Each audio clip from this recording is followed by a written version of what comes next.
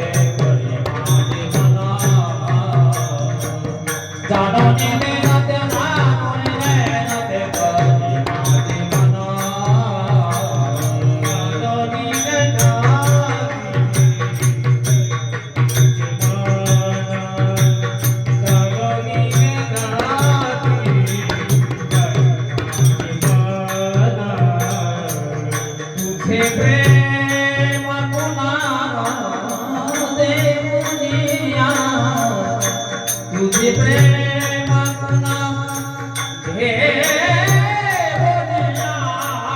मग मी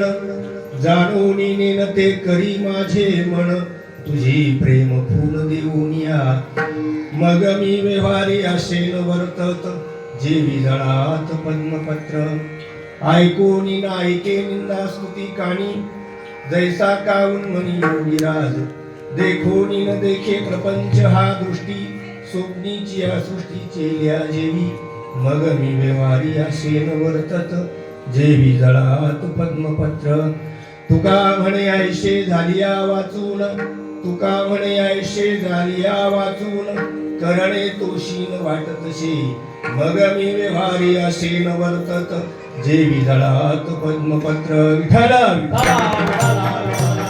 तुझी प्रेम फूल देऊन या मग मी व्यवहारी असेन वर्तत जेवी जळात पद्मपत्र महायोग पीठे कडे भीमरथ्यां वरं पुंडरीकाय दातुं मुनीन्द्रै समागत्य तिष्ठन्तमानन्द कन्दं परब्रह्मलिङ्गं भजे पाण्डुरङ्गा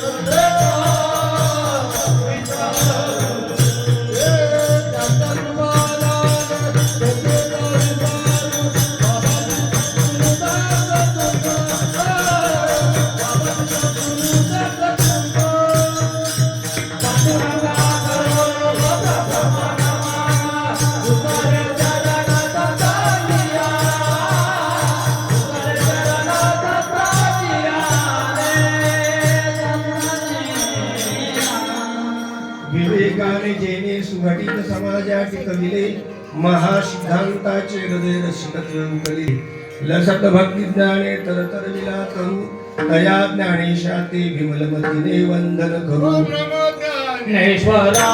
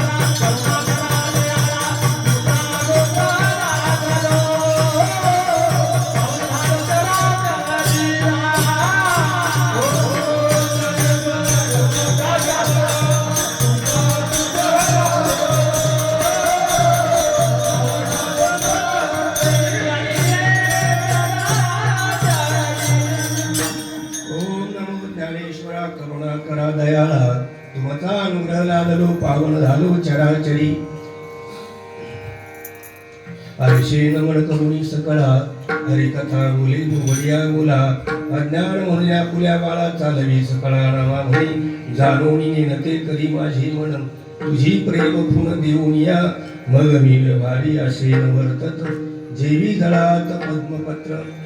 प्रस्तुत प्रसंगी कीर्तन रूपी सेवेकरता निवडलेले अभंग जगद्गुरु श्री संत तुकोबरा यांच्या गाथेतील मागणी प्रकरणातील 5 चरणांचा असा उत्कृष्ट अभंग आहे. विठ्ठल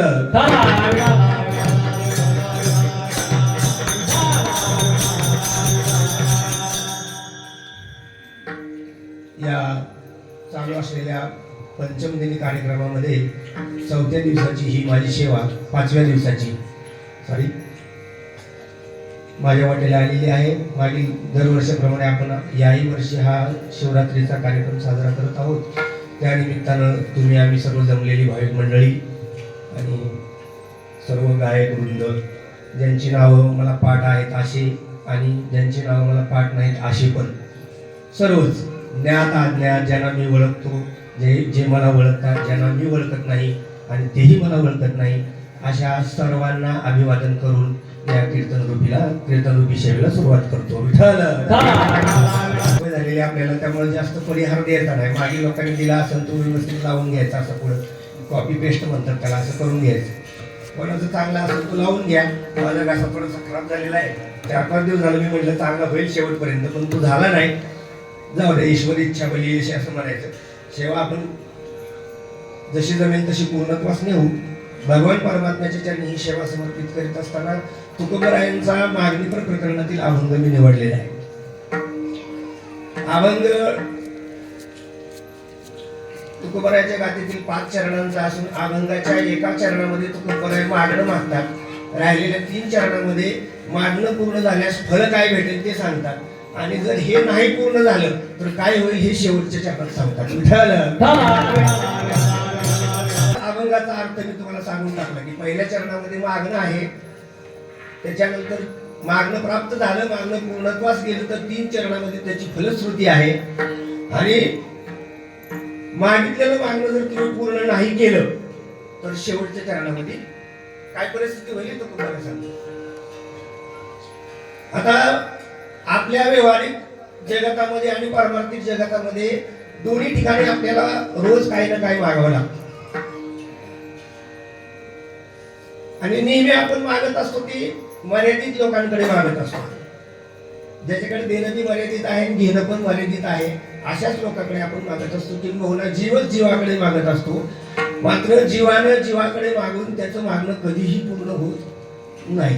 नित्य नव्या नवीन गरजा उत्पन्न होतात आणि नित्य नव्या दारापुढे रोज उभं राहावं लागतं आपल्याला. तुकोबरायाने अनेक ठिकाणी सांगितलेले आहे की या पोटा कारणेगा झालो पांगिला जना न सरेची मायबाप भिके नाही खंडना उडार म्हणती तया एक नाही करुणा श्वान हे लागे पाठी आशा बहु दारुणा. आंधळा पाण्यातला हा अभंग आहे तुकोबरायांचा. तुकोबराय सांगतात हे संपतच नाही. या पोटा कारणेगा झालो पांगीला जनाशी न सरेची मायबाप संपतच नाही. मागणं कधीही संपत नाही. एक वेळ मागणारा आणि देणारा दोघेही संपलेले दिसतात. मागणी शिल्लकच असं होतं आणि म्हणून संतांकडे मागावं किंवा देवाकडे मागावं हा आपला नेहमीचा प्रघात आहे. या दोघांकडे जर मागितलं तर आपल्या जीवनाची सफलता आहे. अन्यथा जीवाने जीवाकडे मागून आपली सफलता कधीही नाही. विठ्ठल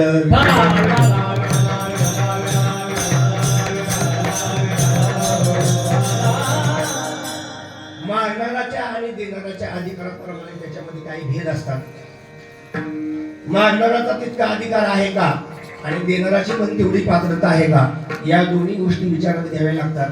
अन्यथा देणारा मागणारा आणि मिळणारा फळ या दोन्ही मध्ये जर तफावत झाली तर मग जे मागितलेलं आहे ते आपल्या दुःखालाही कारणीभूत होऊ शकते. अगदी 2 मिनिटांमध्ये तुम्हाला ते पटवून देईल मी. मागणाऱ्या लोकांमध्ये काही लोक असे असतात की आपल्या कल्याणासाठी मागायचं नाही दुसऱ्याचं नुकसान होण्यासाठी मागायचं.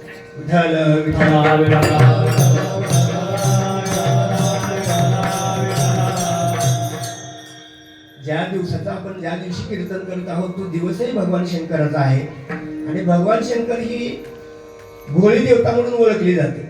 देण्याच्या बाबतीमध्ये फारसा विचार न करता सहजासहजी आपल्या भक्तांना देणं दे, आणि म्हणून त्याला आशुतोष असं नाव आहे. थोडक्यामध्ये संतुष्ट होणारे त्याला आशुतोष असं म्हणतात. दोन भक्त भगवान शंकराकडे मागण्यासाठी दोघांनी उपासना सुरू केली. दोन शंकराच्या मंदिरामध्ये, एकाच मंदिरामध्ये जमणार नाही, दोघ जण भाऊच मागत होते. त्यामुळे एका मंदिरात, एक त्र्यंबकेश्वरच्या मंदिरात धरा आणि एक भीमाशंकरच्या मंदिरात धरा, दोघ जण मागू लागले. भगवान शंकर प्रसन्न झाले. एकाला पहिल्याला प्रसन्न झाले, म्हटले बाबा तुला काय मागायचं ते माग, मी तुला देईन. आता आपल्याला जेवढं लागतंय तेवढं मागावं की नाही. मागणारा फार विचित्र होता. तो म्हणलाय बघा, जसं तुम्ही मला देणार आहात तसं तुम्ही माझ्या भावाला पण देणार आहात. हे बरोबर आहे? म्हणले हा बरोबर आहे. तोही तिकडे माझी उपासना करतोय, तू इथं करतोय, देणार आहे दोघांना पण. मग त्याला किती देणार आहे तुम्ही? जर मला देणार आहात तर माझा जो तिकडे मोठा भाऊ बसलेला आहे त्याला तुम्ही किती देणार आहात? भगवान शंकर म्हटले काय हरकत नाही, मी तुला सांगतो, मी तुला जितकं देईल त्याच्या डबल त्याला देणार. म्हणलं बरं आहे का? मी जितकं मागणार आहे त्याच्या दुप्पट त्याला तुम्ही देणार आहात, काय हरकत नाही मला. तसं जर असेल तर माझ्या एका पायावर मार जाऊ द्या, माझ्या एकाच हातावरून मार जाऊ द्या, पॅरालिसिस होऊ द्या मला. थोडक्यात म्हणजे पॅरालिसिस झाला तरी चालेल, एक हात, एक पाय, एक डोळा आणि एक, असं मागितलं ह्या पट्ट्याने. आता काय होईल? जर त्याला डबल द्यायचं आहे, याने मागितलं त्याच्यापेक्षा, भगवान शंकरांनी याने मागितल्याप्रमाणे याला देऊन टाकलं. तथा असतो, एक डोळा गेला, एक नाक गेला, एक बाजू अशी पॅरालिसिस झाला. कोणत्याही दवाखान्यात लवकर नीट होत नाही. तो काळ होता तेव्हा तो नीटच होत नाही. अरे बापरे. आता मग त्याच्याकडे गेले, म्हणजे तुला काय मागायचं? म्हणले माझ्या भावाने जेवढं काय मागितलं असेल त्याच्या डबल मला दे. जे मागितलं त्याला जेवढं तू दिलंय त्याच्या दुप्पट मला काय पाहिजे? मागणं पाहिजे. सांगा आता, मागणं दोघांच्याही कल्याणाचं आहे का? दिल्यानंतर त्याचे सगळेच अवयव निकाल, त्याला डबल पॅरालिसिस आणि याला सिंगल.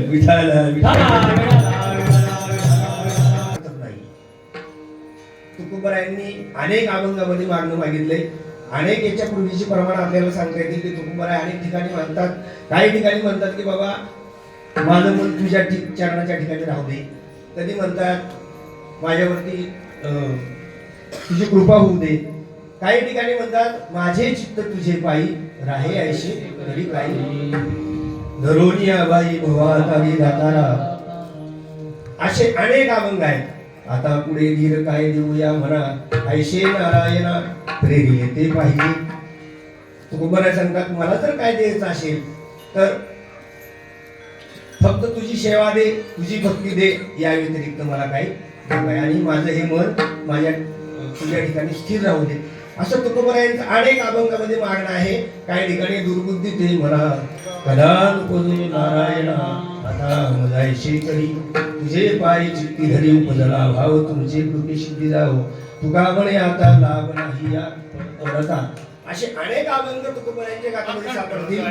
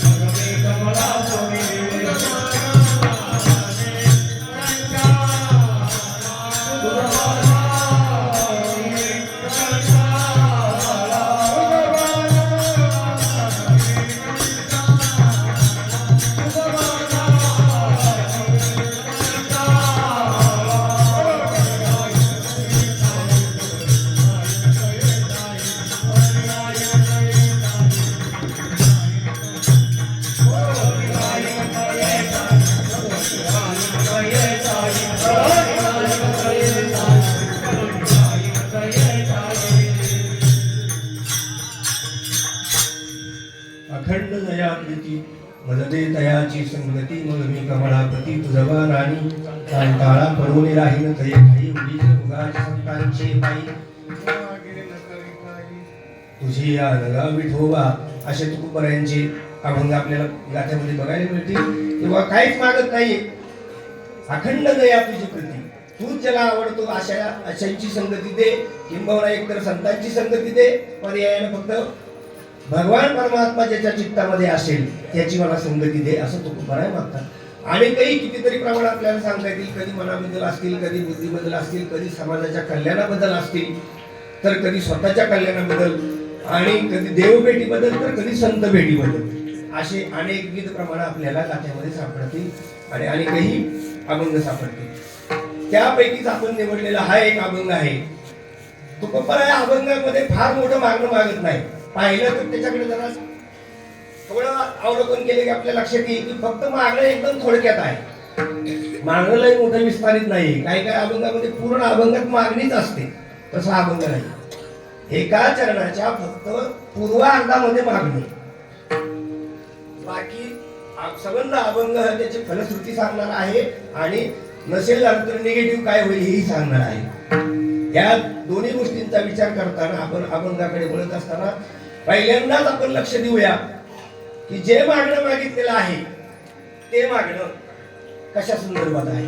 तुकोबाराय सांगतात, मानवी जीवनामध्ये जेवढे म्हणून काही पदार्थ आहेत, जेवढ्या म्हणून काही गोष्टी आहेत, मानवी जीवनाच्या संपर्कात येणाऱ्या, ज्याच्यामुळे माणसाला व्यवहार चालवता येतो, त्या सर्वांमध्ये एक नंबरला जर कोण असेल तर माणसाचं मन आहे. माणसाच्या आयुष्यातून मन वजा केलं की माणूस झिरो आहे. माणसाकडे काही शिल्लक राहणार नाही. जरी तुमच्याकडे पंच ज्ञानेंद्रिय, पंच कर्मेंद्रिय असली तरी ती इंद्रिय असूनही त्याचा उपयोग होणार नाही. मन एक असं साधन आहे, असा एक पट्टे आहे की तो नसेल तर तुम्ही आम्ही इथं बसलेलो असलो तरी काही उपयोग होणार नाही. तुम्ही भरपूर लोक खालच्या नाशिकच्या पूर्व भागातून वगैरे आलेला आहात. मी इथं तुमच्यापैकी भरपूर माणसांचं जर अवलोकन केलं, तुम्ही स्वतः जरी लक्षात ठेवलं तरी बरीचशी माणसं उद्याचा विचार करतात की बाबा लासलगावच्या मार्केटमध्ये उद्याचा बाजारभाव काय असेल. काय माणसं जरी इथं बसलेली असली तरी मन तिथं, मन इथं नाही. आणि मग इकडे कीर्तनकार कितीही बोंबलला, कितीही ओरडला तरी ज्याचं मन इथं नाहीये त्याला हे इथं ऐकायला येत असूनही त्याला काय त्याचा उपयोग होणार, किंबहुना तो ऐकत असून सुद्धा ऐकत नाही असं म्हणायचं.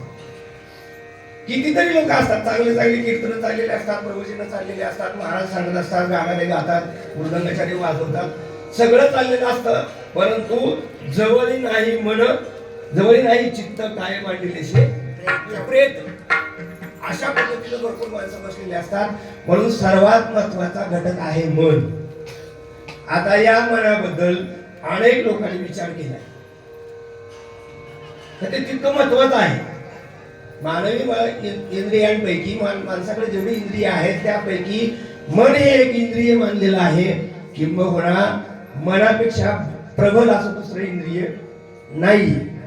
सुखादी उपलब्धी साधनम इंद्रियम मनः तच्च प्रत्यात्मने तत्वात अनंतम परमाणुरूपम नित्यांच. विठ्ठल विठ्ठल.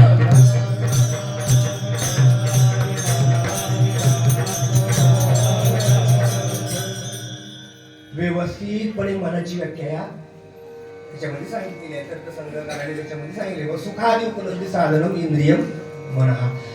सुख दुःखाधिकांचं जे साधन आहे त्याची उपलब्धी करण्याचं किंबहुना त्याचा अनुभव घेण्याचं जे साधन आहे त्याला मन असं म्हणतात. हे नसेल तर कोणाला एखाद्याच्या पायावर दगड लागला, एखाद्याचा पाय तुटला, एखाद्याचा हात मोडला, पण त्याला जर मनच नसेल तर त्याच्या संवेदना त्याला होणार नाही. का? सुखादी उपलब्धी साधनम इंद्रियम मनः. सुखाधिकाची उपलब्धी होण्याचं एकमेव साधन म्हणजे इंद्रिय आहे.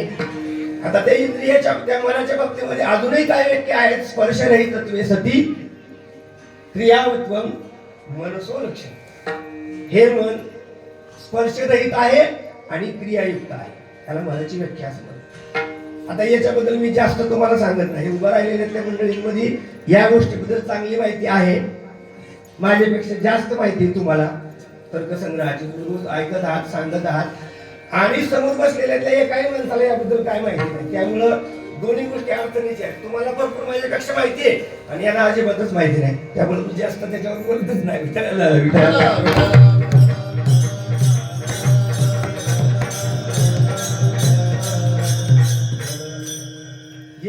गोष्ट तेव्हा सांगण्यामध्ये मजा असते की एखाद्याला अर्धवट माहिती आहे त्याला एक सांगावी, आणि दुसऱ्याला समजण्यासारखी किंवा थोडीफार माहिती आहे, समजून घेण्याची इच्छा आहे, असं जर कुणी असेल तर मग त्याला त्याच्याबद्दल माहिती सांगावी. ज्याला अजिबात बाराखडी सुद्धा माहिती नाहीये त्याला सांगून फायदा नाही होणार. आणि म्हणून या किचकट व्याख्या, किचकट नाहीये, याला सूत्रबद्ध भाषा असं म्हणतात.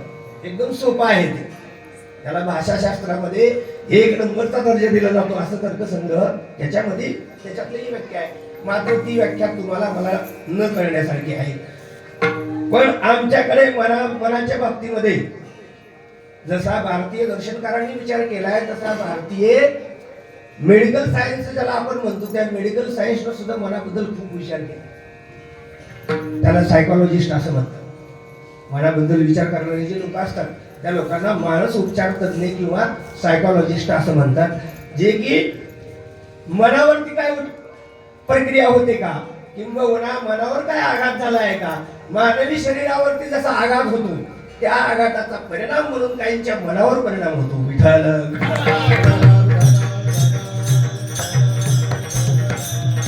ठिकाणी पाहिलं असेल की काहींच्या शरीरावरती, मनावरती, काहींच्या मेंदूवरती आघात झाला आणि ते लोक कोमात गेले.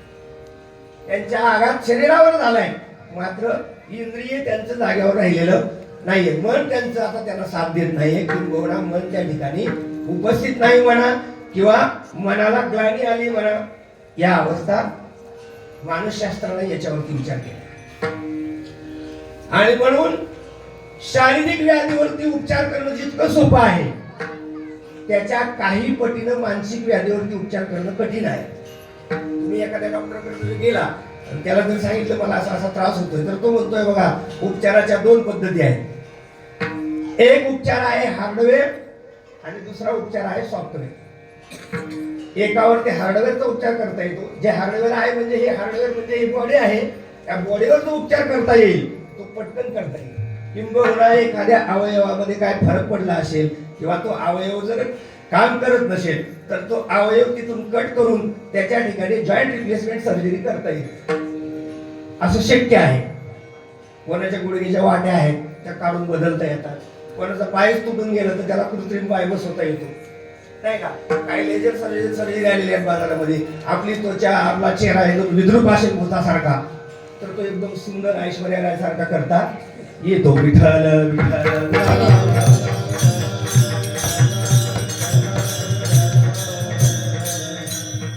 काय म्हणायचं, प्लास्टिक सर्जरी असं म्हणतात त्याला, कॉस्मेटिक. त्यामुळं पुढचं जग आपल्या आपल्या सोयीप्रमाणे चेहरे घेऊन असले ध्यानात ठेवायचं.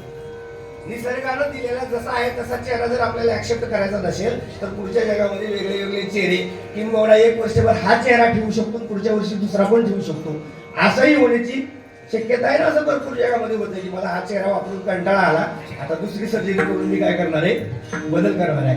तुम्ही जर अनया बांगर म्हणून काय वाचलं असेल तर तिकडे तुम्ही जरा पाहिजे करून घेता. ट्रान्सजेंडर सर्जरी असं तुम्हाला जर वाटलं आता पुरुष राहण्यात मजा नाही जास्त दिवस आणि आपल्याला स्त्री होऊन जगायचं आहे तरीही आता शक्य आहे. का? मेडिकल सायन्सचा आविष्कार आहे, मेडिकल सायन्स मध्ये झालेली प्रगती आहे. इथे काहीही करता येणं शक्य आहे. इतकं जे एवढं सायन्स पुढे गेलं आहे. मात्र या दोन्ही गोष्टींचा विचार करताना हे झालं हार्डवेअर वरती केलेली प्रक्रिया, हे झालं हार्डवेअरचं ऑप्शन. आता सॉफ्टवेअर वरती जर प्रक्रिया करायची असेल तर ती इतकी सोपी नाही. अजूनही सायन्सला, मेडिकल सायन्सला किंवा मानसोपचार तज्ञांना मनावरती उपचार करण्यासाठी ज्या गोष्टी पाहिजेत त्या अजून अपुऱ्या आहेत. इतक्या सहजासहजी मनावर उपचार होत नाही. आणि मग जेव्हा मनावरती मेडिकल सायन्स मधून उपचार होत नाही तेव्हा लोक कुठेतरी निसर्ग उपचार केंद्र, कुठेतरी एखाद्या रम्य ठिकाणी जाऊन बसणे, कुठं आता भरपूर शहरातली लोक अशी मानसिक दृष्ट्या विकृत झालेली आहेत. मग ते काय करतात, अशा तुमच्या निर्भीड अरण्यामध्ये जिकडे लोक कमी राहतात अशा भागामध्ये विला, त्याला काय म्हणतात, फार्म हाऊस, अशा गोष्टी तयार करून आपल्या मनाला शुद्धीवर, आपल्या मनाला एकत्र आणण्याचा प्रयत्न करतात. शहराच्या सगळीकडे आजूबाजूला आपल्याला आता फार्म हाऊस वगैरे दिसायला लागलेले आहे. कुठला आहे अतिशय अस्वस्थ झालेल्या माणसाच्या मनाची परिस्थिती बदलवण्यासाठी अशा गोष्टी केल्या जातात. ही विदेशातून आलेली पद्धत आहे.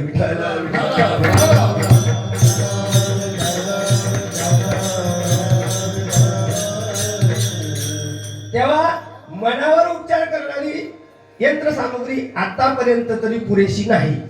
जितकी शरीरावरती आहे, शरीरावरती मात्र भरपूर प्रमाणामध्ये उपलब्ध आहे. शरीरात काहीही बदल करण्याची क्षमता आजच्या सायन्समध्ये आहे, मात्र मनामध्ये बदल करण्याचं तितकं सामर्थ्य आजच्या सायन्समध्ये सुद्धा नाही.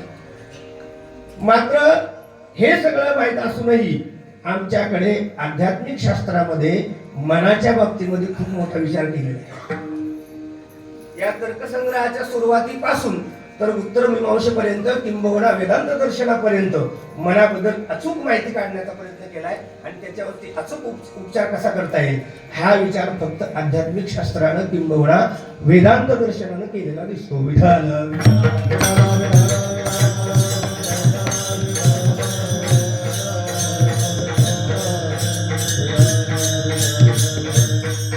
मधल्या लोकांनी काय म्हटलंय तर सोडून द्या. मी तर्कसंग्रहानं कशी व्याख्या केली ते सांगितलं आणि यानंतर डायरेक्ट आपल्या रस्तांतरीच्या श्रीमद भगवद्गीतेच्या विभागाकडे वळून सांगता येईल की तिथे याच्याबद्दल काय माहिती उपलब्ध आहे की हे मन कसं आहे.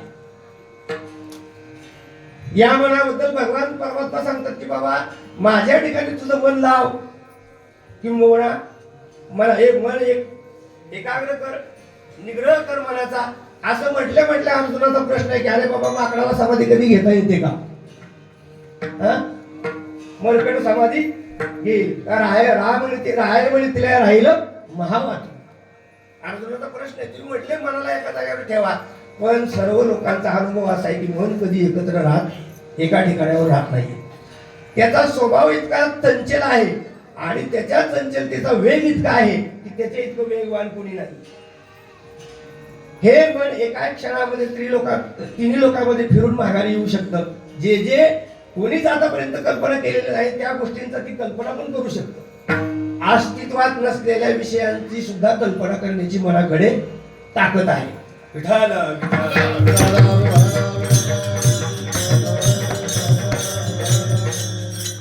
आज झालेला जेवढा भौतिक विकास आहे आणि पुढे होत असलेला जो भौतिक विकास असेल हा सगळा विकास मानवी मनाच्या कल्पनेचा आविष्कार आहे. माणूस जितका कल्पनेचा विचार करत जाईल, जितका आविष्कार करत जाईल, तितकं जग भौतिक दृष्ट्या विकसित झालेलं दिसेल, आध्यात्मिक दृष्ट्या नाही. आध्यात्मिक दृष्ट्या विकसित करायचं असेल तर मग मात्र आपल्याला या दर्शनकारांनी जे मनाची व्याख्या केलेली आहे त्यांची साथ घ्यावी लागेल, त्यांचं म्हणणं ऐकून घ्यावं लागेल. अर्जुन म्हणतो देवा आहे शक्यच नाहीये. तुम्ही म्हणले मन एका ठिकाणी ठेव, त्याचा निग्रह कर, तर हे म्हणणं असं झालं की माकडानं समाधी घेतल्यासारखं झालं. आता माकड कुठं समाधी घेते का? आधीच माणसालाही समाधी लावता येत नाही. तुम्ही आम्ही समाधीचा विचार करायला गेलो थोडा वेळ 2 मिनिटं जर अगदी मंदिरात जाऊन 2 मिनिटं म्हटलं देवाची द्वारे काय लोकांच्या डोक्यात बसलेले देवाची द्वारे उभा क्षणभरी तेणे मुक्तीचारी साधी येले असं म्हणून लोक मंदिरात गेलं का? महाराजांनी सांगितले देवाच्या द्वारामध्ये 1 क्षणभर शांत बसा, पण डोळे झाकून बसतात 1-2 मिनिटं.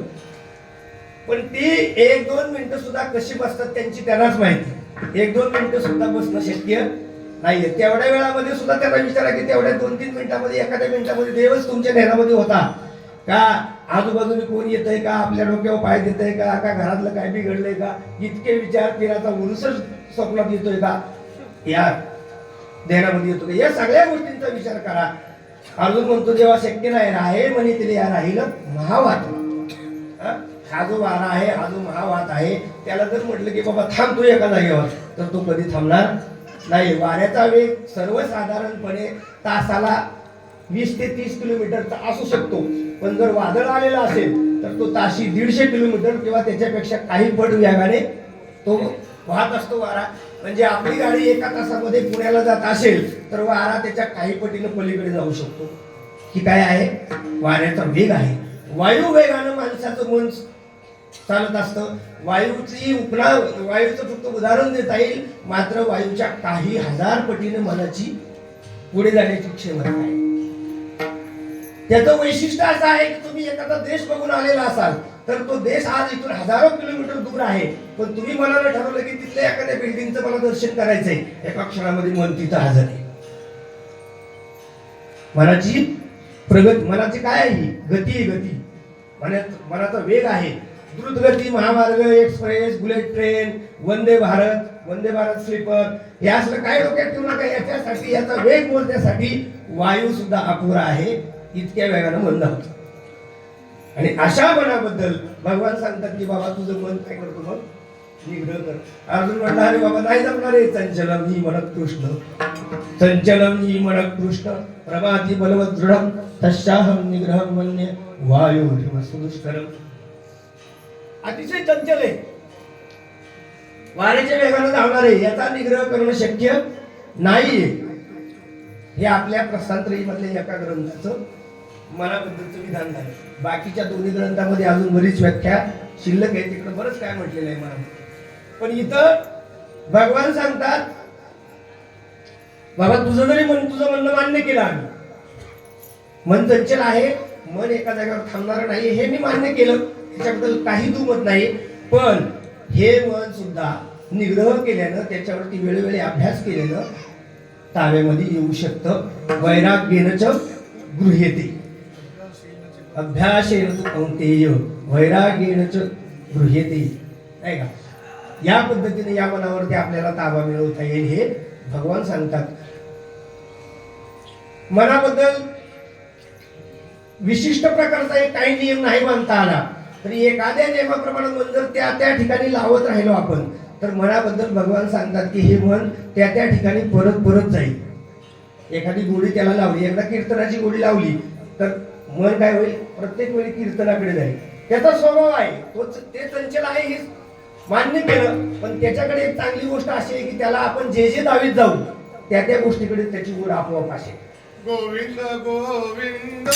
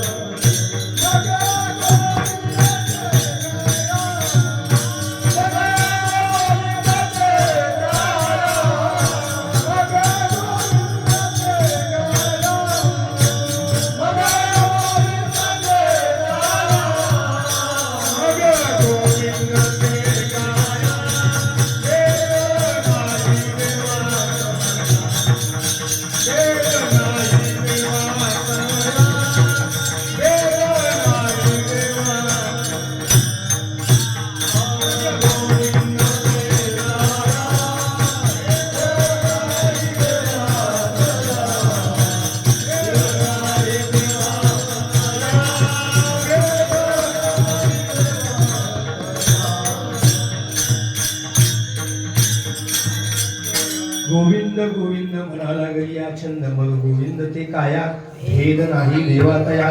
जर का भगवान परमात्म्याच्या नामचिंतनाचा छंद त्याला लागला तर ते मन गोविंद होईल, यात काय नवल नाही. तर त्याचं शरीर सुद्धा मग गोविंद ते काया भेद नाही देवातया. अशा पद्धतीनं मनामध्ये परिवर्तन होण्याची ताकद आहे. मन कितीही चंचल असलं तरी हे मन अशा पद्धतीनं बदलू शकतं. मात्र मनाच्या बाबतीमध्ये अजून बरंच काही आपल्याला बोलता येईल, अजून काही विचार करता येईल, पण तो जरासा क्लिष्ट असल्यामुळे, तो मानसशास्त्रानं केलेला असल्यामुळे त्याच्यावरती आपण फारसं बोलणार नाही. तो अजून याच्यापेक्षा क्लिष्ट आहे. मानसशास्त्राचा जो विषय आहे तो अजून क्लिष्ट आहे. हे आपलं सरळ सरळ उत्तर दर्शनकारांनी एकदम सोप्या भाषेमध्ये हे सगळं मांडून ठेवले. पूर्व जे पंचायत त्यांना दोन गोष्टी करायच्या होत्या. एका वेळेला आपली विद्वत्ता सिद्ध करायची होती आणि त्या काळामध्ये इतर दर्शनकार जे नास्तिक दर्शनकार होते त्यांची जिरवायची होती, म्हणून तिथं ती भाषा त्यांनी वापरलेली आहे. एरवी आताच्या काळामध्ये नंतर साधू संतांचं वाङ्मय आल्यानंतर मग मनाच्या व्यक्ती जरा सुलभ झालेले दिसतात. एकदम सोप्या भाषेमध्ये ते मांडलेले आहे. कारण आता कोणाला हरवायचं नाही, आता सर्वसामान्य माणसाला त्याच्यामध्ये सामावून घ्यायचे. विठाल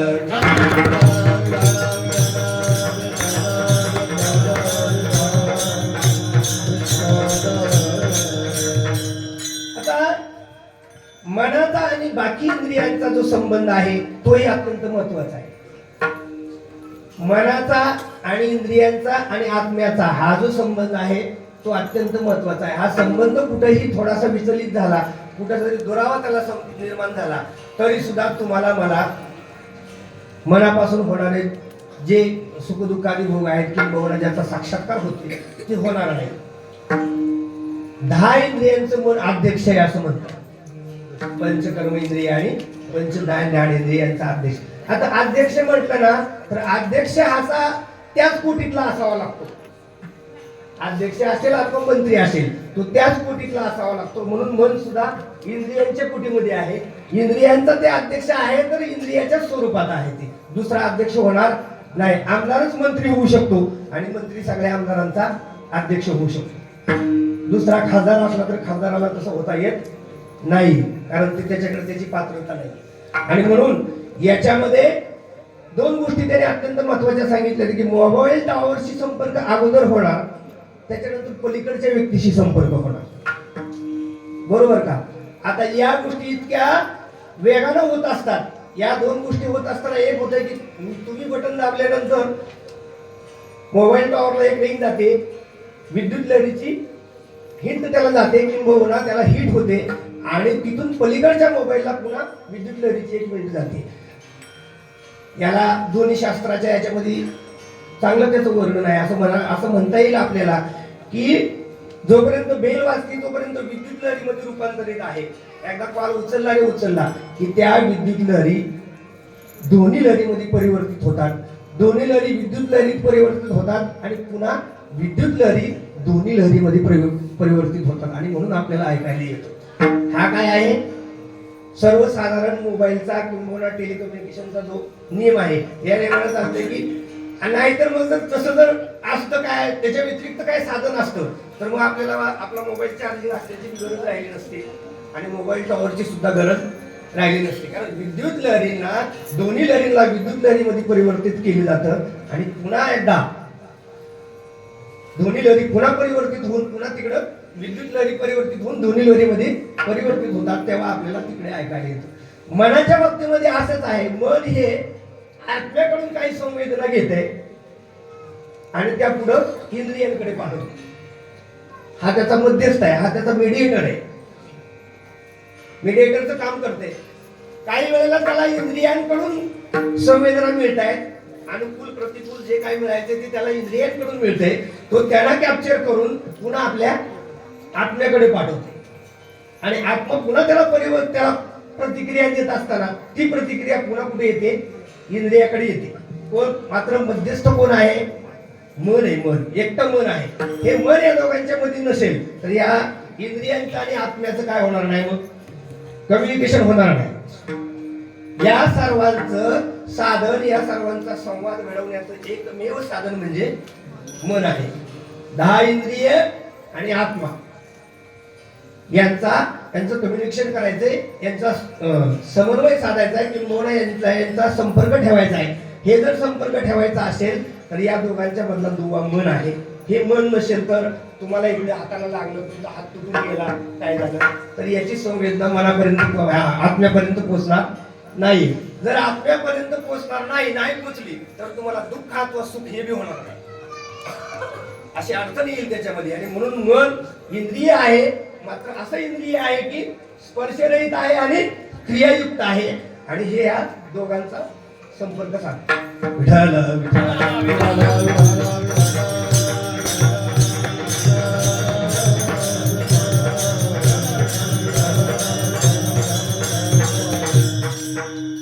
हा मनाचा जो दुवा आहे तो अत्यंत महत्वाचा आहे. त्याच्या आपल्या मागच्या याच्यामध्ये त्याने जी 9 द्रव्य मानलेली आहेत त्याच्यापैकी जी 4 आहेत ती स्पर्शवान आहेत आणि राहिलेली 5 स्पर्शरहित आहेत. पृथ्वी आप तेज वायू आकाश काल दिग आत्मा मनावशी नवय. या आत्म्याशी संयोग होण्यासाठी मन नावाचं जे इंद्रिय आहे हे इंद्रिय अशा पद्धतीने काम करतं जसं मोबाईल टॉवरचा कम्युनिकेशनचा तशा पद्धतीने हे करत असतं. चला जाऊ द्या. मनाबद्दल आपल्याकडे जी माहिती आहे ती उपलब्ध सांगितली. आपल्या दर्शनशास्त्रामध्ये तू म्हण हे मीची करीन माझी भजनी सर्वत्र कर नमस्कारी मजे एखादी.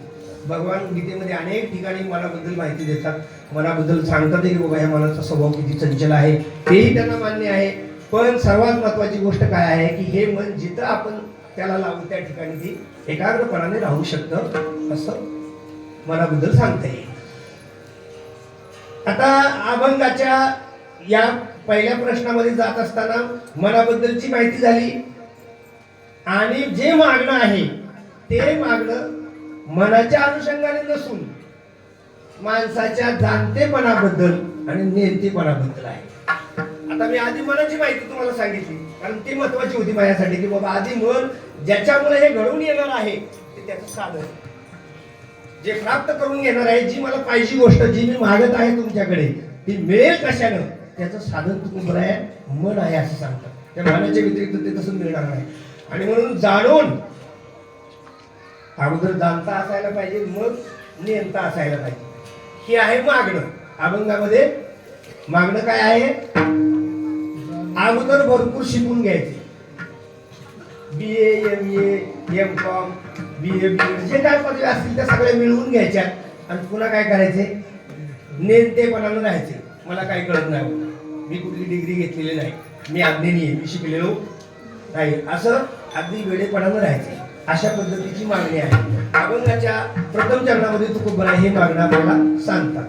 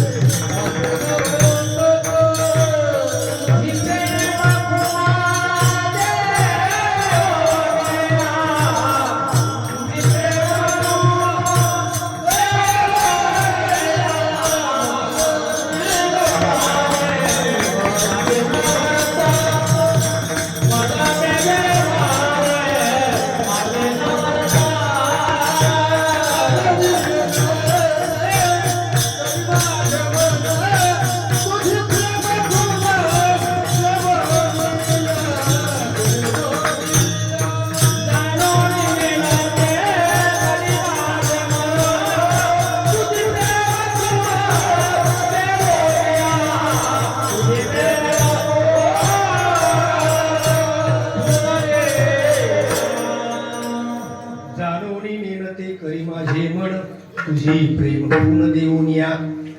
तुकोबरा मागणं मागतात की बाबा माझं जे मागणं आहे जाणून नेमतं काय, मला जाणून नेमतं होण्याची इच्छा आहे. मला मी जे काय मागत आहे ते फक्त मला जाणून नेमते करा एवढंच मागतोय, बाकी काही मागत नाही.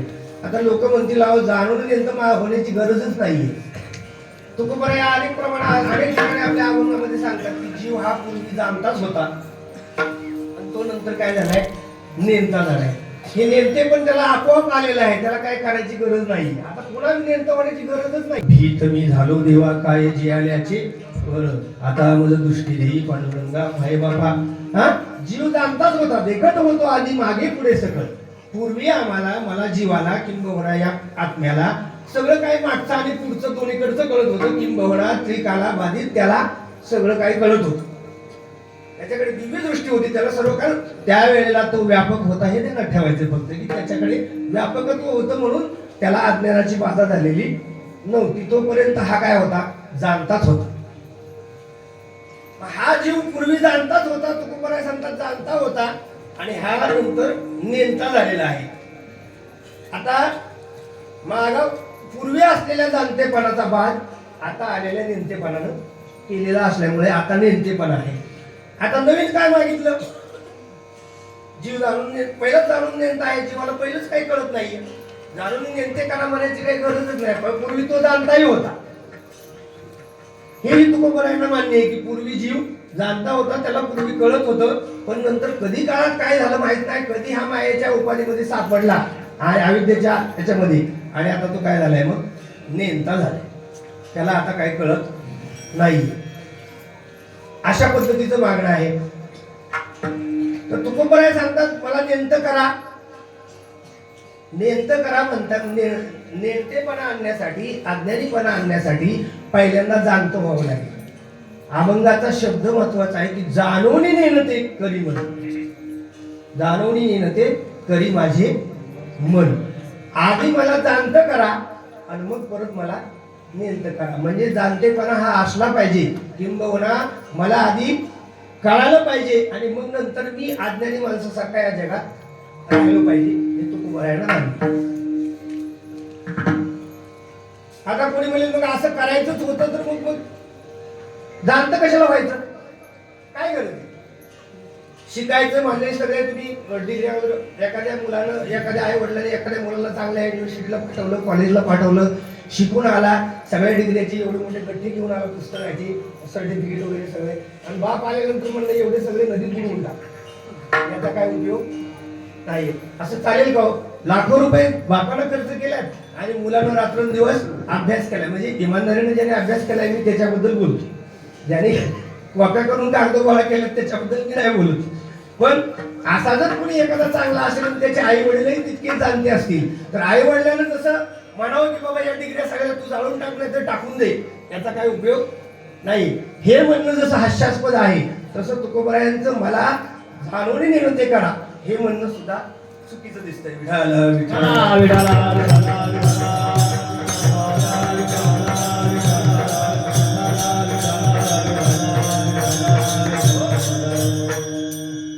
आधी शिकून घ्या आणि नंतर शिक्षण सोडून द्या, शिक्षणाबद्दल काय बोलू नका असं म्हणणं जसं आहे त्याप्रमाणे हे सुद्धा अगोदर जाणतेपणा मला प्राप्त करून द्या, पुन्हा मग अज्ञानी माणसासारखं राहू द्या. असं करा. असं करणं शक्य आहे का? असं करणं जरी शक्य असलं आहे का असेल तर त्याचं साधनही तुकोबरायांना माहित आहे. तुकोबराय भगवंताला स्वतः सांगतात की बाबा मला जाणून नेणतं व्हायचं आहे आणि ते होण्यासाठी जे माझ्याकडे ज्याची गरज मला आहे ते सुद्धा मी तुम्हाला साधन सुद्धा मी अभंगाच्या उत्तरार्धामध्ये तुकोबराय त्यांना तेच सांगतात की बाबा तुझी प्रेम खून देऊन या. तुझ्या प्रेमाची खून दिली की मन काय होईल? मग जाणून नेणतं होईल. सगळं कळालेलं असूनही न कळाल्यासारखं राहता येईल. अशी समाजामध्ये भरपूर लोक असतात, त्यांना आपल्या आपल्या क्षेत्राबद्दल प्रचंड ज्ञान असतं. एखाद्या तुम्ही मोठ्या सभेमध्ये गेलात, एखाद्या कुठं लेक्चर हाऊस मध्ये लेक्चर ऐकायला गेलात, तिथं वेगळ्या वेगळ्या क्षेत्रातील लोक जमा झालेले असतात. कोण डॉक्टर आहे, कोण MBBS आहे, कोण MD आहे, आणि कोण आपल्या प्रत्येक क्षेत्रामधून आलेला कोण IPS अधिकारी आहे. असे वेगळे वेगळे अधिकारी असू शकतात.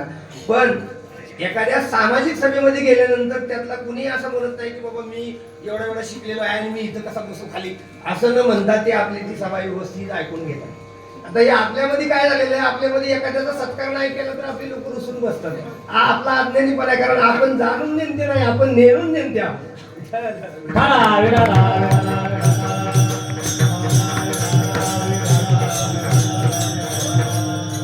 मोठ्या लोकांच्या मोठ्या सभेमध्ये जाऊन बघा तुम्ही, तिथं फार मोठे लोक बसलेले असतात आणि जशी मोठी लोक तिथं असतात तशी अज्ञानी लोक पण त्यांच्या शेजारी आजूबाजूला बसलेले असतात. पण ते सर्व एक समान सत्तेमध्ये बसून ते सगळं ऐकत असतात. का? त्यांच्यामधल्या मोठ्या लोकांना प्राप्त झालेला जाणून नेणतेपणा फार महत्वाचा आहे. ते त्या त्या क्षेत्राचे मोठे दिग्गज आहेत, त्या क्षेत्राचे फार मोठे जाणते आहेत, पण त्यांना हे माहिती आहे की इथं माझी विद्वत्ता, माझा शहाणपणा दाखवण्याचं हे ठिकाण नाही. मी फक्त इथं ऐकायला आलोय. माझं हे झालेलं व्याख्यान ऐकून निघालो की गाडीत बसल्याला तिथून पुढे नंतर मग मी काय आहे, MBBS डॉक्टर आहे, मी ज्ञानी आहे, अजून कोणी शिकलेला आहे किंवा कोण प्रोफेसर आहे, हे माझ्या व्यक्तिगत जीवनाला सुरुवात जिथून होईल तिथून पुढे मग मी तसा वागेन. व्यावहारिक दशेमध्ये हे जसं आहे तसं तुकोबराय सांगतात मलाही जाणून नेलतं करा. आणि ते करण्यासाठी काय कराल तर तुझी प्रेम खून देऊन या. तुझ्या प्रेमाची खून तुझं प्रेम माझ्या अंतकरणामध्ये असू दे. प्रेमाशिवाय जाणून नेमकं होता येणार नाही. हे सरळ सरळ आहे. व्यवहारामध्ये सुद्धा कितीही आजोबा शिकलेले असले आणि फार विद्वान असले किंवा रिटायर्ड जेज असले तरी आपल्या नातवासाठी ते घोडा वगैरे खेळत असतात. त्यालाच म्हणतात जाणून नेमकं म्हणून. त्या आजोबाला माहिती की आपण काय घोडा नाही आणि आपण वर बसलेला हे लहान पोरग सुद्धा हे काय नाहीये. परंतु त्या लहान मुलाच्या हट्टासाठी ते म्हणतात आता घोडा काय पटकन लगेच भेटत नाही, मीच घोडा होतो. आणि नाहीतरी सगळे वयस्कर माणसं घोडाच झालेले असतात. त्यांना तसं व्हावंच लागतं. आपल्या नातवासाठी ते घोडा झालेलेच असतात ऑटोमॅटिक. आणि त्यांच्या मुलांची तीच इच्छा असते की आपल्या वडिलांनी आपल्या नातवासाठी काय झालं पाहिजे, घोडा झालं पाहिजे. बाबानं घोडा व्हायचं, आईनं गाडं व्हायचं. या दोन्ही गोष्टी होतच असतात. असा हा प्रकार आहे. पण इतका मोठा मनुष्य असून त्या लहान मुलाच्या हट्टासाठी काय होत असतो, मग घोडा होत असतो. ते नातवाला खेळवत असतात त्याच्यामध्ये. तसं तुकोबराय सांगतात जर माझ्याकडे तुझी प्रेमाची खूण असेल तर मग जाणून येते करी माझे म्हणत तुझी प्रेम खूण देऊन या. तुझ्या प्रेमाची खूण मिळाली, तुझं प्रेम मिळालं. प्रेम सुख देई, प्रेम सुख देई, प्रेमाविना नाही समाधान.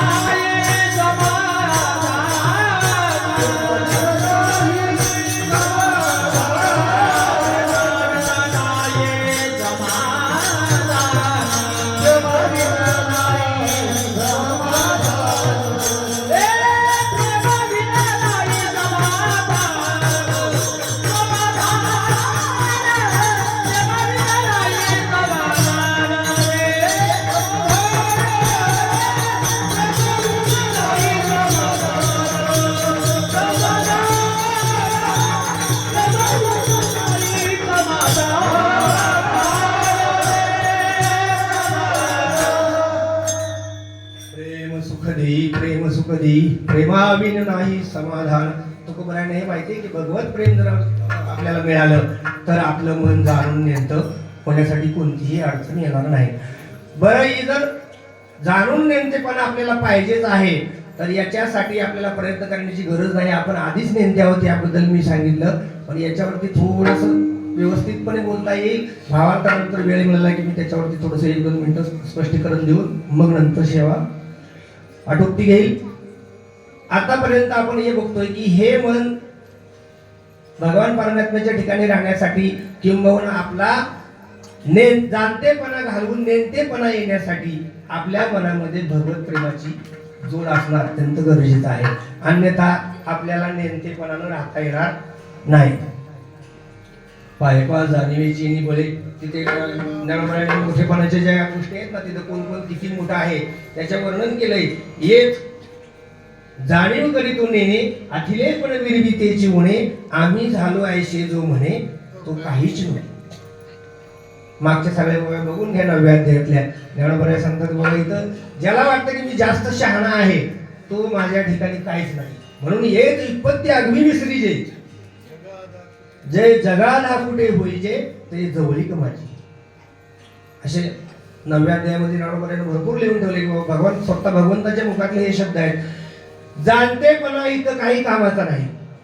भगवान परमात्म्याला जाणून घ्यायचं असेल तर जाणतेपणाचा इथं उपयोग होत नाही. इथे फक्त नेमतेपणा असावा लागतो. जितका लहान होईल तितका भगवान जवळ येईल. जितका मोठेपणा प्राप्त करून घेऊ तितका भगवान दूर जाईल. कोणत्याही क्षेत्राचा मोठेपणा असेल, पण तो मोठेपणा मिळवून पुन्हा तो पचवला पाहिजे आणि तो पचवलेला मोठेपणा नेमकेपणानं पुढे आला पाहिजे, तेव्हा मग भगवत प्राप्ती होते. अशा पद्धतीने तुकोबराय भगवंताकडे मागतात. भगवंताने जर अशा पद्धतीची कृपा केली तर तुकोबराय सांगतात, मग मी या जगामध्ये राहिलो, वर्तन करीत असलो तरी सुद्धा या जगात आहे असा वर्तन करीत असून सुद्धा आहे किंवा नाही या स्वरूपानं मी या जगात वास्तव्य करेल. अभंगाचं द्वितीय चरण. मग मी व्यवहारे असे नावलता. मग मी व्यवहारे असे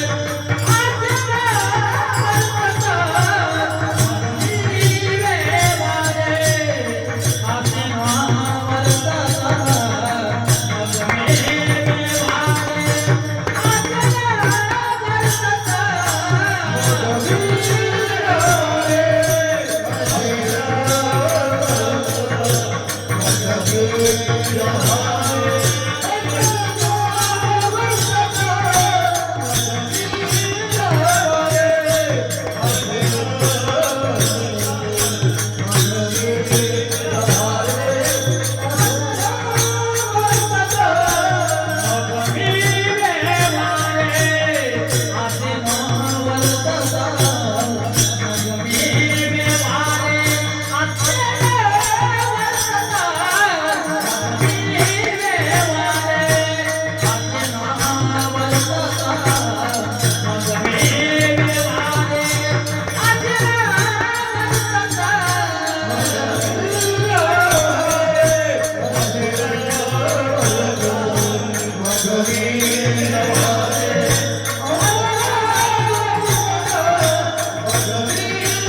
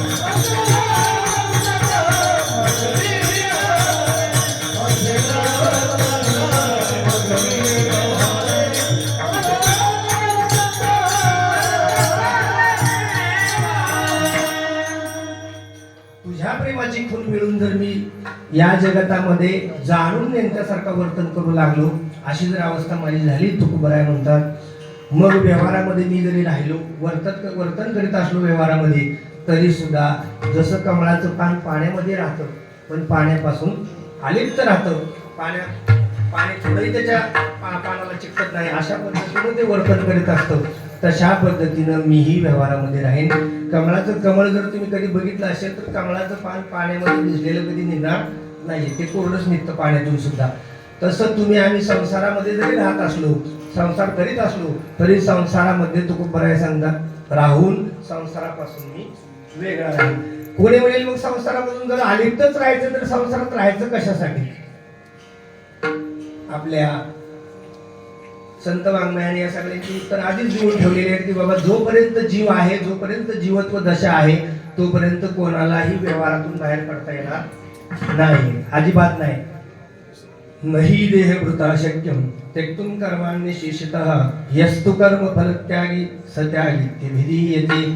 भगवान सांगतात नाही देहभृता शक्यम, all actions cannot be given up असं म्हणतात त्याला. कोणतीही क्रिया, सगळ्या क्रिया सोडून देता येत नाही. काही क्रिया सोडून देता येतील, काम करणं सोडून देता येईल, पण खाता सोडून खायचं सोडून देता येतं का? काम करणं सोडून देणं खूप सोपं आहे, ठीक आहे, एका जागेला पोळ पडल्यासारखं पडून राहणं ठीक आहे, पण दुपारी जरी झाला संध्याशी तरी माध्यानाशी तोंड वाशी त्याचं काय करायचं? तेव्हा काय करतात? नाही का? काम सोडणं, क्रिया सोडून देणं अगदी एकदम सहज शक्य आहे. भगवंताने दोघांचं दोन तुलना केलेली आहे. यस्त्विंद्रिय आणि मनसा नियम्यारभतेर्गुण कर्मेंद्रिय कर्मयोग मसक्त सविशिष्यते. कर्मेंद्रिय आणि संयम हे असते मनसा स्मरण इंद्रियार्थाने विमुरात्मा मिथ्याचार उच्यते. याला भामटा म्हटलं. हा कोण आहे? कर्मेंद्रिय सगळी ताब्यात ठेव. कर्मेंद्रिय अशी हे करून ठेवतो. कर्मेंद्रियाला कर्म करीत नाही, अजिबात काम करत नाही, त्याला काम नाही करायचं, मात्र पंक्तीला पट्टे हजर आहे. इथे या पंक्तीचं तुम्हाला सांगत नाही. असे काही संसारामध्ये काही गृहस्थ असे आहेत की जेवणाच्या वेळेपर्यंत गावात भटकत असतात आणि भूक लागल्यानंतर बायकोला जाऊन म्हणतात की जेवायला दे. हे असते मनसा स्मरण इंद्रियार्थाने विमुढात्मा मिथ्याचार उच्यते. हा मिथ्या आहे, हा बामटा. याला काम करायचं नाही, याला खायला तर लागतच. जोपर्यंत देह आहे तोपर्यंत कर्म सोडता येणार नाही. आणि म्हणूनही देहव्रत अशक्यम त्यक्तुम कर्माण्य शेषतः. All actions cannot be given entirety all in by anyone possessing a body. जो जो शरीरधारी आहे त्याला कर्म सोडता येणार नाही. आपण शरीर धारण केले ना, मग त्याला क्रिया सोडता येणार नाही. आणि म्हणून तुकोबाराय सांगतात, जरी मी व्यवहारामध्ये असलो, मी या मृत्यू लोकात जन्माला आलोय म्हणजे या मृत्यू लोकाचा मी एक घटक आहे, मलाही व्यवहार सोडता येणार नाही, मलाही सर्व क्रिया कराव्याच लागतील. फक्त मी तिथे राहून सुद्धा कमळाचं पान पाण्यामध्ये राहूनही कोरडच राहतं, तसं मी राहीन. भगवान सांगतात, ब्रह्मण्याधाय कर्माणि संगम त्यक्त्वा करोति यः लिप्यते न स पापेन पद्मपत्र मिवांभसा. विठ्ठल व्यवहारात नसल्यासारखा राहतो. याचा अर्थ असा काढायचा नाही की व्यवहारामध्ये कुठं भागच घेत नाही, व्यवहारच करीत नाही. व्यवहार करतो. इंद्रियाणी मनसा नियम्यारभते अर्जुन कर्मे इंद्रिये कर्मयोग. ज्याला उलट व्यवहार करण्याची गरज नाही, ज्याला व्यवहारात मान मान्यतेची गरज नाही, असा मनुष्य अधिक अधिक क्रिया करतो, अधिक अधिक काम करतो. तो लोक उत्तरासाठी किंबहुना लोक कल्याणासाठी करत असेल, पण सर्वाधिक क्रिया तो मनुष्य करतो की ज्याला काही कर्तव्य शिल्लक नाही. अशी माणसं आपल्याकडे जास्त क्रियावान दिसतात. आणि संसार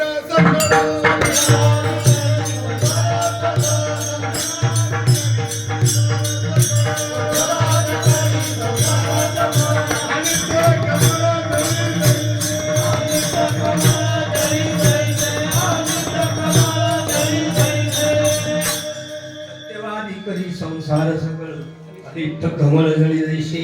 सत्यवादी करी संसार सकळ अलिप्त कमळ जळी देशे. व्यवहार करीतच राहतो हा मनुष्य, व्यवहार सोडत नाहीये. व्यवहार सोडता येत नाही त्याला माहिती आहे, किंबहुना त्यांनी सोडला तरी त्याचं काय बिघडत नाहीये, पण तो व्यवहार करत राहतो. आणि म्हणून आपल्याकडे मन आहे एक क्रियावान सपंडिता. सावित्रीबाई फुले विद्यापीठाच्या गेटवरती मोठ्या अक्षरात लिहिले, जे पूर्वीचं पुणे विद्यापीठ पुणे विद्यापीठ होतं, त्याला सावित्रीबाई फुले विद्यापीठ नाव दिलेलं. त्याच्या गेटवरती लिहिलेलं आहे एक क्रियावान सपंडिता. तिथं बाकीचा काहीच उल्लेख नाही. जो क्रिया करतो, जो काम करत राहतो त्याला पंडित असं म्हणतात.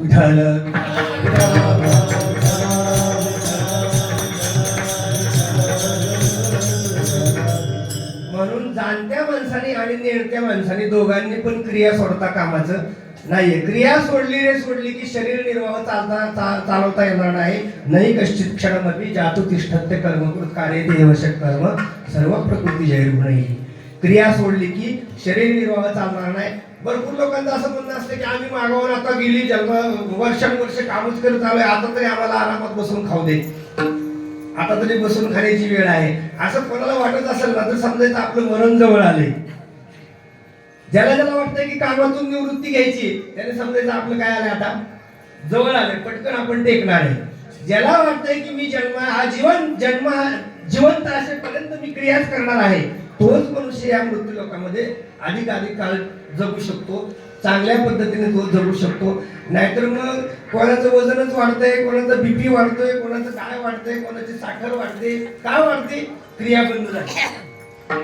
चालणं फिरणं काम करणं या सगळ्या क्रिया बंद झाल्या आणि त्याचा परिणाम म्हणून मग हे सगळे रोग आपोआप येतात त्याच्याकडे. की बाबा आता तू काम करायचं बंद झाला का, मग आता मृत्यू लोकातून निघायची सुद्धा लवकरच तयारी कर. इथं कामाला महत्व आहे या जगामध्ये, इथं काम करणाऱ्याला महत्व आहे, कोणालाही महत्व नाही. इथं क्रियावान जो क्रिया करेल त्याला महत्व आहे. आणि म्हणून इथं क्रिया सोडता येणार नाही. व्यवहारात असा अथवा परमार्थात तसा क्रिया करावीच लागेल. क्रियेविना हे जगत चालू राहू देणार नाही तुम्हाला. किंबहुना भगवानच तुम्हाला अशा पद्धतीनं मागे सांगून देतात की एवं प्रवर्तितम चक्रम नानुवर्त येती आया अघायुरिंद्रिया राहू मोघम पार्थ सजीवती.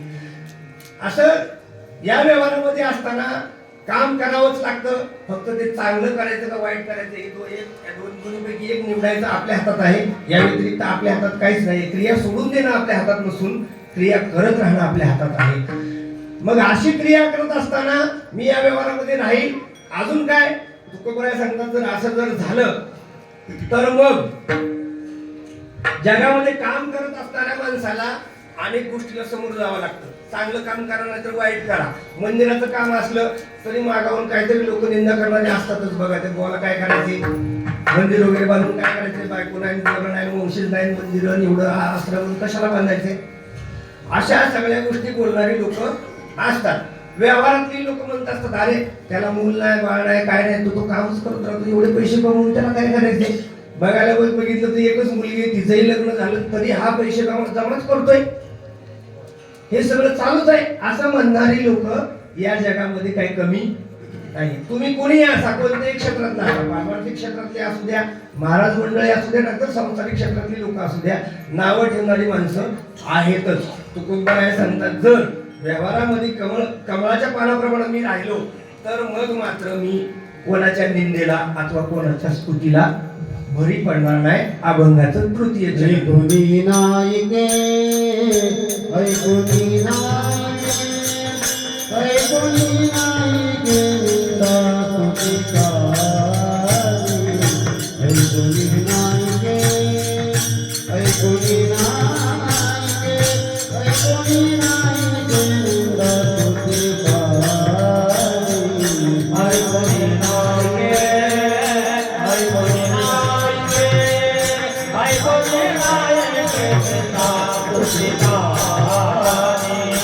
ऐकुनी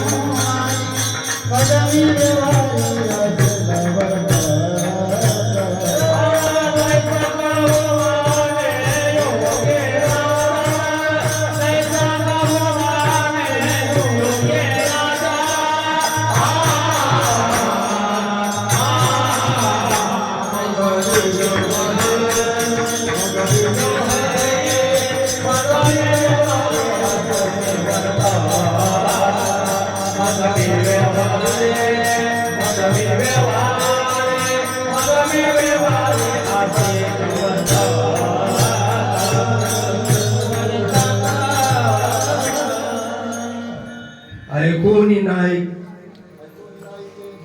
निंदा स्तुतिमान ऐकोनी नायके निंदा स्तुती काणी जैसा काऊन म्हणी योगीराज. तुकोबराय सांगतात, जर मी जाणून नेता झालो या जगामध्ये तर त्याचं फलस्वरूप म्हणून मी या व्यवहारात जरी राहिलो तरी कमलपत्राप्रमाणे आलिप्त तर राहीनच राहीन. पण व्यवहार करत असताना चांगल्या वाईट गोष्टी गोष्टीला लोक जी प्रतिक्रिया म्हणून देत असतात की कोण माझं निंदा करत असेल, कोण माझी स्तुती करीत असेल, कोण मला चांगलं म्हणत असेल, कोणी मला वाईट म्हणत असेल. ऐकून नायकी निंदा स्तुती काणी जैसा का उन्मनी योगीराज. जसा एखादा योगी उन्मनी अवस्थेमध्ये तटस्थ राहतो, त्याला कोणाच्या निंदेची खबर नाही आणि कोणाच्या स्तुतीची खबर नाही, अशा पद्धतीनं तो जसा राहतो तसं मी या जगामध्ये निंदा स्तुतीच्या पलीकडे आहे. तुल्य निंदा स्तुतीर्मौनी संतुष्ट होईन केनचित अनिकेत स्थिरमतीर भक्तिमान प्रियो नरा समदुःख सुख स्वस्थ समलोष्टास्मकांचन तुल्य प्रिया प्रियो धीरस तुल्य निंदात्म संस्कृती.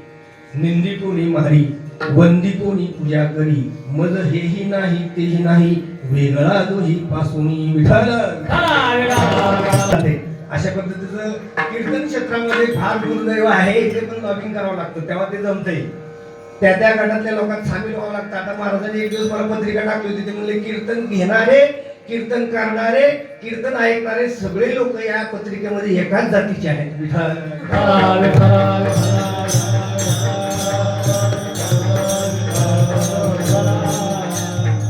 संप्रदाय खरं तर जातीभेद मिटवण्यासाठी. हा संप्रदाय यारे लहान थोर याती भलती नारेडर करावा विचार न लगे चिंता कवनाशी, हे सगळं मिटवण्यासाठी बाबा की हे नको आहे. सर्व समानता कशी करता येईल त्याच्यासाठी आहे. पण आता त्याच्यातही काय वाटवळ असे आलेले आहेत की त्यांना पुन्हा हे नवीन करायचे वेगळ्या वेगळ्या पद्धतीनं. आपल्या समाजाचीच लोक काढायची आहेत, कीर्तन करायचे आपलेच घ्यायचे आहेत, वाजवणारे म्हणणारे सुद्धा आपलेच पाहिजे. तुम्ही जरा पत्रिका निरखून बघा, मग तुम्हाला काही ठिकाणी असं दिसेल. वाईट परिस्थिती आहे, लॉगिंग करावं लागतं याच्यासाठी. त्याच्यामध्ये त्या ग्रुपमध्ये राहावं लागतं, मग कीर्तन भेटतं. जाऊ द्या, मला त्याची गरज नसल्यामुळे मी ती कीर्तनही करत नाही आणि त्या भानगडीत पडत नाही मी. पण समाजासाठी ही गोष्ट चांगली नाही, त्यासाठी बोलतो. जाऊ द्या. ऐकून नायकी निंदा स्तुती काणी जैसा का उन्मणी योगीराज. जर का जाणून नेता झालो तर हे दुसरं फळ तुकोबराय सांगतात मला मिळेल की जाणते निंदा आणि स्तुती या दोन्हीचाही माझ्यावर परिणाम होणार नाही. कुणी निंदा करा माझी, कुणी माझी स्तुती करा, मला त्याचा परिणाम होणार नसून मग तुकोबराय म्हणतात मी त्या दोन्हीपासून वेगळा राहील आणि आनंदात राहील या जगतामध्ये. असं होऊनही व्यवहारामध्ये व्यवहार बघणं, व्यवहार करणं या गोष्टी चालूच राहतील. व्यवहारी जगामध्ये आहेत, मग प्रपंच आपल्याला दृष्टीला पडणार नाही असं काय नाही. जाणून नेमता झालं म्हणजे दिसायचं बंद होईल असं मुळीच नाहीये. तुकोबराय सांगतात जरी मी जगतामध्ये राहिलो, जरी हा प्रपंच मी बघत असलो तरी प्रपंच सुद्धा मी पाहून न पाहिल्यासारखा होईल. अभंगाचं देखो नी देखी प्रपंच हा दृष्टी, देखो नी न देखे प्रपंच हा दृष्टी, देखो नी न देखे प्रपंच हा दृष्टी, देखो नी न देखे प्रपंच हा दृष्टी, देखो नी न देखे प्रपंच हा दृष्टी, देखो नी न देखे प्रपंच हा दृष्टी, देखो नी न देखे प्रपंच हा दृष्टी, देखो नी न देखे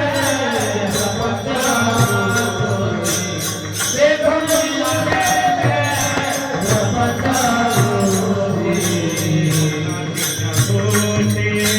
पहिल्या देवी स्वतःच्या दृष्टी, पहिल्या देवी मग मी भारी आले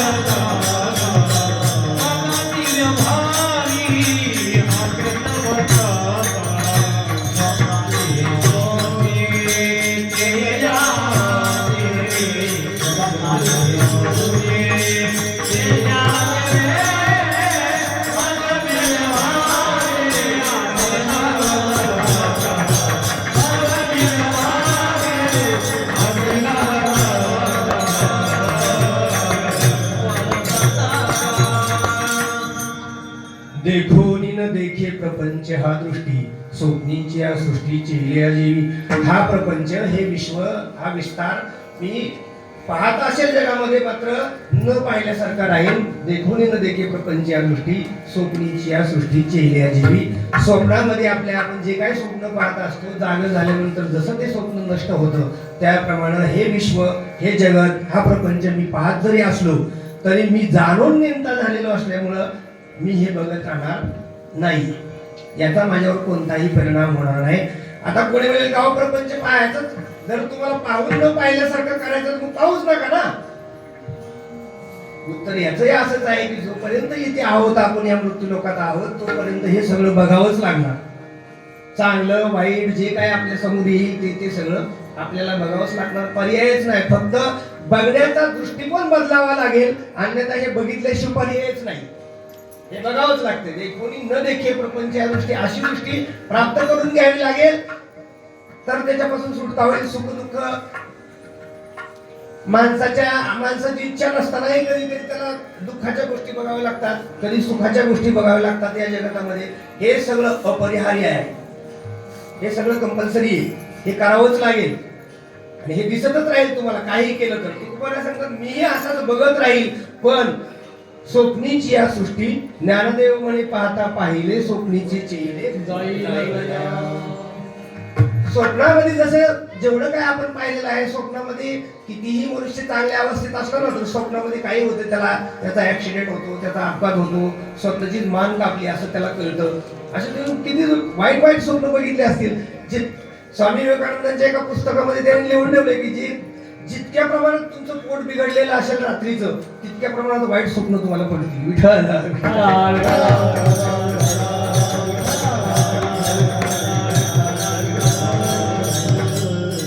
या म्हणण्यामध्ये बरंच काही तथ्य आहे. पोट बिघडले की स्वप्न पडतात, रात्रभर झोप येत नाही, अर्धवट अवस्था असते. त्या अर्धवट अवस्थेमध्ये काय होतं मग स्वप्न पडतात. आणि ही अशी जरी स्वप्न पडत राहिली तरी स्वप्नीची चेहिले त्या स्वप्नात जे पाहिलेलं आहे ते जागं झाल्यावर मनुष्य ते खरं आहे असं म्हणून कोणी रडत बसत नाहीये. अरे स्वप्न पडले ती द्या सोडून. काही लोक म्हणतात अहो सकाळी पाठशाला पडलेलं स्वप्न खरं असतं, तर कोण म्हणते रात्री 12 वाजता पडलेलं स्वप्न खरं असतं.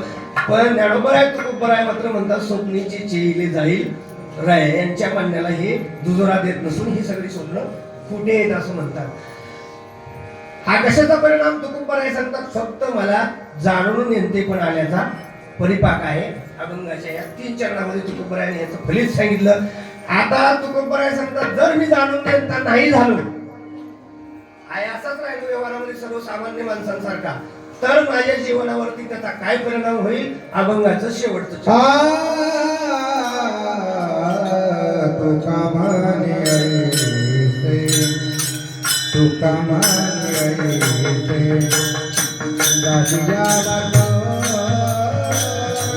तुका माने